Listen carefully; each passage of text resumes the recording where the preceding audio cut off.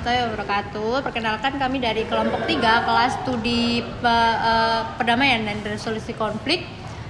Pertama-tama saya akan memperkenalkan kelompok saya terlebih dahulu. Di sini ada saya sendiri, ada Lila Putri Madika dengan NIM 025. Saya Naupal Fahmi, NIM 254. Saya Kris Nandang Permaulana dengan NIM 375. Saya Muhammad Noval dengan NIM 182. Nah, jadi di sini kali ini kita akan membahas tentang bagaimana sih korelasi antara teori realisme dengan studi perdamaian itu sendiri. Nah, jadi pertama-tama saya di sini akan menjelaskan sejarah singkatnya bagaimana sih studi perdamaian dan juga resolusi konflik itu lahir. Nah, jadi pertama-tama studi perdamaian itu bermula dari adanya disiplin ilmu hubungan internasional. Nah, kalau kalian tahu tuh sebenarnya dalam HI udah dibahas nih, kenapa sih teori hubungan internasional itu bisa lahir lah istilahnya. Nah, itu karena para aktor-aktor dari negara ini yang dulunya itu saling berperang, mereka itu menginginkan kedamaian. Nah, jadi gimana sih caranya biar negara-negara di dunia ini tuh bisa damai, nggak usah mengekspansi wilayah satu sama lain seperti itu. Nah, dari situlah, dari adanya kesadaran ingin membentuk perdamaian itu tadi, maka teori hubungan internasional itu lahir. Nah, lalu apa sih hubungannya dengan studi perdamaian sendiri? Nah, jadi studi perdamaian itu lahirnya istilahnya kayak apa ya? Anak turunan gitu loh. Anak turunan dari studi hubungan internasional yang dasar pembentukannya itu juga sama nih. Dasar pembentukannya itu sama dengan lahirnya studi hubungan internasional karena adanya kesadaran dari para aktor ini untuk membentuk suatu perdamaian seperti itu. Oh, berarti kita itu ceritanya zaman dulu itu ada perang dunia terlebih dahulu berarti. Nah, itu. Dan aktor-aktor negaranya itu mau udah nih damai aja kita, Iya. baru muncul itu iya, teori. Seperti itu. Nah, ini aku lupa sih jelasin. Nah, HI itu kan kalau kalian pasti udah tahu kan semuanya, HI itu dulunya bermula dari adanya Perang Dunia I. Nah, dari Perang Dunia I ini kemudian udah nih, ini udah terlalu lama kan. Perang Dunia I kan berapa tahun tuh kalau nggak salah ya? Iya. Udah lama banget kan. Nah, itu siapa nih? LBB, istilahnya kayak kalau sekarang itu kan jadi PBB gitu kan. Sekarang dulunya itu LBB, dia didirikan untuk mengatur negara-negara yang ada di dunia ini. Istilahnya kayak LBB itu organisasi persatuan Liga Bangsa-Bangsa gitu. Liga Bangsa-Bangsa. Jadi kayak organisasi persatuan yang itu tujuannya untuk mendamaikan dan juga menghindari perang gitu. Nah, LBB itu kalian tau nggak sih itu didirikan sama dulunya Presiden Amerika, namanya tuh siapa sih? Wilson Wilson Monroe ya? Itu.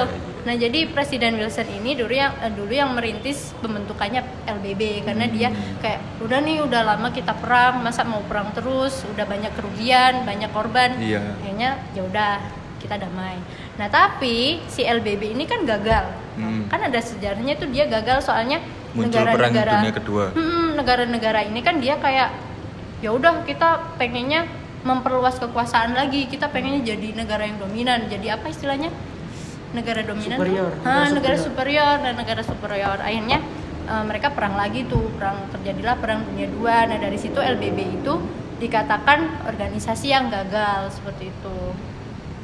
Nah, terus setelah Perang Dunia II ini dia berlangsung, akhirnya mereka tuh kayak berpikir lagi, ini kok bisa sih? Padahal kan udah ada organisasi yang mengatas apa ya? Namakan perdamaian gitu. Itu kan kayak yang di atasnya mengatur gitu. Kok bisa konflik kan? Kok bisa lagi itu dia terjadi konflik lagi di Perang Dunia II. Nah, akhirnya dari situ setelah Perang Dunia I kan lahir hubungan internasional, ilmu hubungan internasional.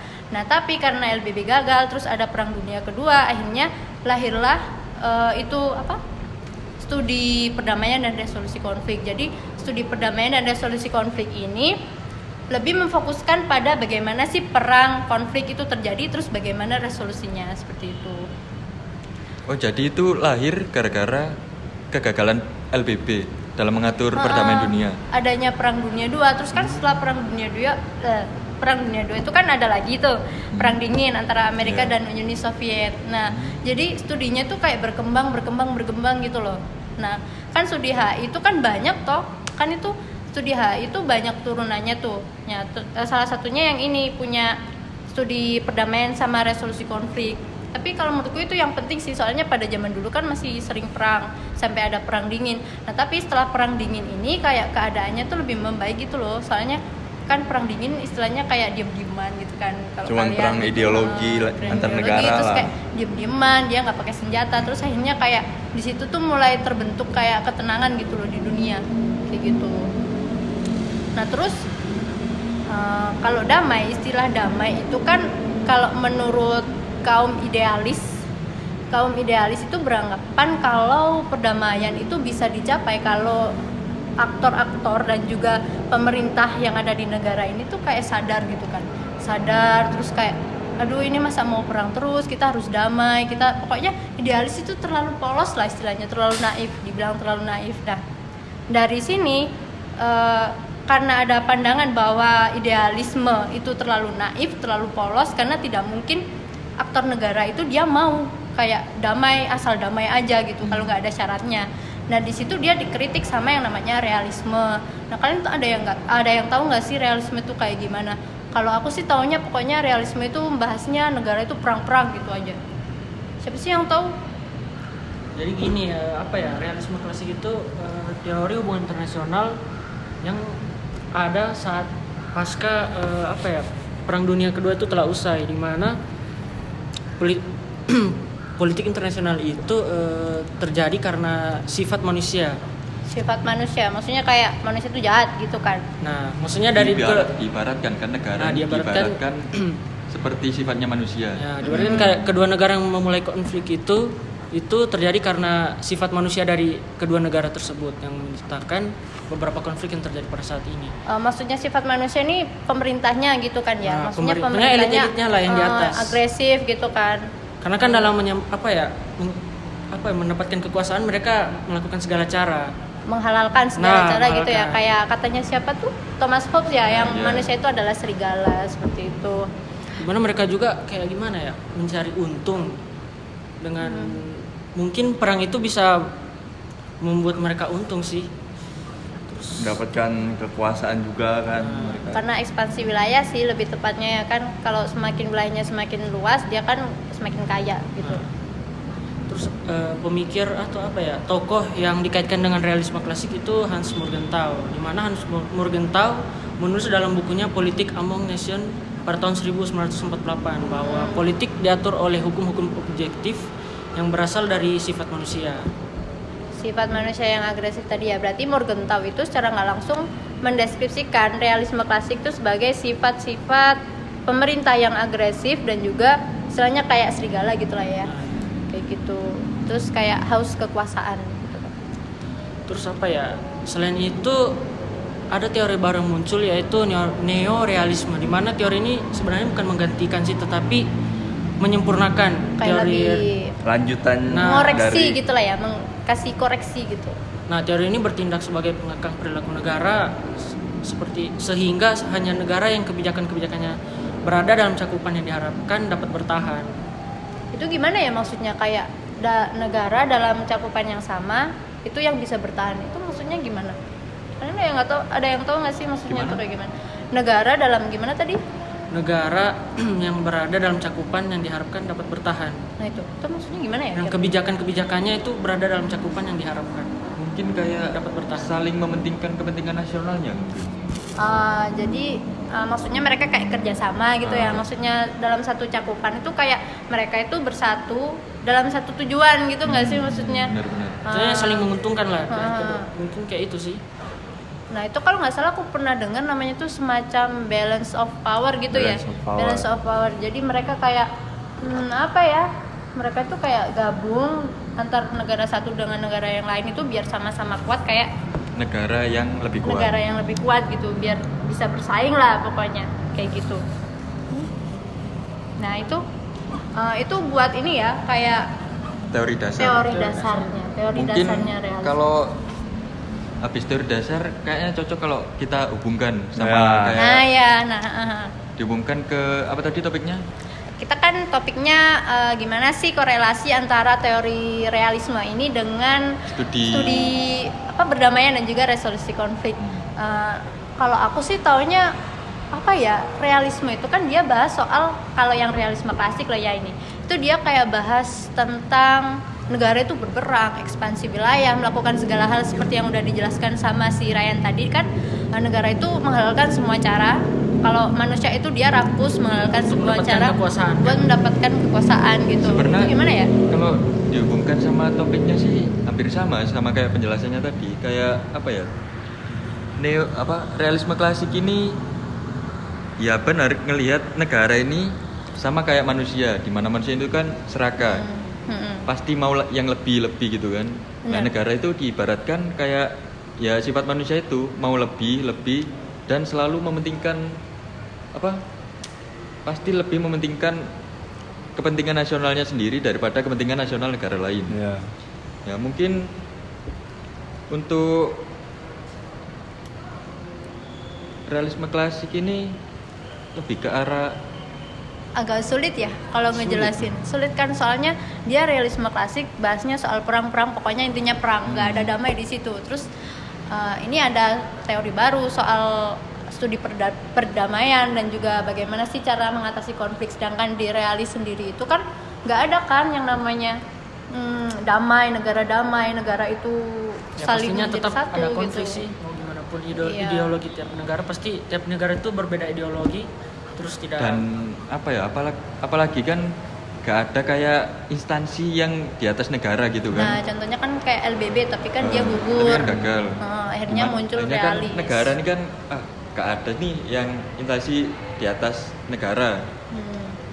Jadi ya negara ini pasti lebih kayak berbuat suka-suka gitu. Berbuat suka-suka. Iya benar Berbuat sih. suka-suka demi ya kepentingan nasionalnya buat terpenuhi gitu. Nah, soalnya kalau yang dari aku tahu itu kan di realisme sendiri itu kan negara dalam susunannya di dunia, di bumi itu yang universal dia kan anarkis. Nah, kalian pasti udah pernah dengar kan gimana sih negara-negara itu susunannya itu anarkis. Jadi kayak mereka itu saling rebutan. Terus tadi juga udah disebutin kalau nggak ada instansi yang bisa mengatur negara, apalagi kalau negara yang kuat contohnya kayak Rusia, terus kayak Cina. Amerika. Nah, itu kan nggak bakal bisa diatur soalnya mereka punya kekuatan yang lebih. Nah, kalau menurutku sendiri ya, kesimpulannya itu kalau digabungkan dengan teori realisme yang klasik itu nggak bakal ketemu, nggak bakal ada jodohnya. Soalnya di realisme klasik itu ya intinya Isinya perang. negara itu anarkis, isinya Dan perang, rebutan terus semua rebutan gitu kan. semua. Jadi nggak bakal bisa, ya nggak sih? Iya. Nggak bakal bisa. Mungkin di teori realis yang lain mungkin bisa, tapi aku juga masih bingung sih itu gimana. Mungkin ada yang tahu dari kalian? Mungkin tadi yang teori pembaruan dari teori realis, neorealis. Oh ya, yang neorealis tadi ya? Iya. Ya itu gimana ya? Ada yang tahu nggak sih? Itu kayak apa gitu? Aku pahamnya di kenapa setelah realis klasik kan ada neorealis tuh. Nah, kenapa neorealis nih bisa setidaknya mendamaikan lah antara beberapa negara tersebut. Karena Mendamaikan maksudnya kayak Dijadikan patokan Jadi solusi teori. lah. jadi ideologi sebuah negara untuk berdamai lah. Nah, di situ kan negara-negara yang lemah ini bikin kerjasama gitu antar negara. Biar negara yang super power ini nggak merasa dirinya itu kayak lebih kuat sendiri gitu ya, loh. pokoknya aku yang berkuasa. Ya, kalian mah makanya apa, mereka gitu kan. jadi bekerja sama kayak misalnya Kayak kita bikin region sendiri. iya, gitu. kita bikin kelompok kita. Jadi orang yang superior itu nggak berani nih mencoba memprovokasi kita Soalnya atau kita ada banyak gitu iya, kan, walaupun makanya kecil-kecil. kayak gitu. Oh, berarti kaitannya kayak sama yang balance of power gitu ya istilahnya. Iya. Kayak mereka gabung buat kekuatannya itu lebih gede daripada negara yang menyeimbangi kekuatan dari negara yang superior tadi. Nah, kondisi balance of power itu dapat diperoleh melalui dua cara, yaitu meningkatkan kekuatan negaranya, khususnya di kekuatan militer, kekuatan ekonomi, dan bekerja sama dengan negara yang lain yang seperti saya jelaskan tadi. Jadi terjadi tuh titik keseimbangan kekuatan, maka perang setidaknya dapat dicegah lah oleh negara-negara tersebut. negara-negara yang kecil itu tadi. Iya. Terus masalahnya gini nih, kan kalau kayak di Amerika, Cina, dia kan negara superior nih, dia kan apa namanya pokoknya negara yang paling kuat lah di dunia ini. Nah dia kan kalau semisal kayak latihan militer, kayak pokoknya dia memperkuat militernya sendiri itu kan bisa, walaupun dia nggak ada bantuan dari negara lain, kayak harus gabung-gabung itu kan nggak bisa, kayak nggak usah gitu kan. Mungkin mereka cuman butuh latihan militer, terus kan juga teknologinya mereka itu memadai gitu kan. Tapi kalau yang negara-negara kecil ini kalau cuman sekedar memperkuat militer itu apa bisa ya?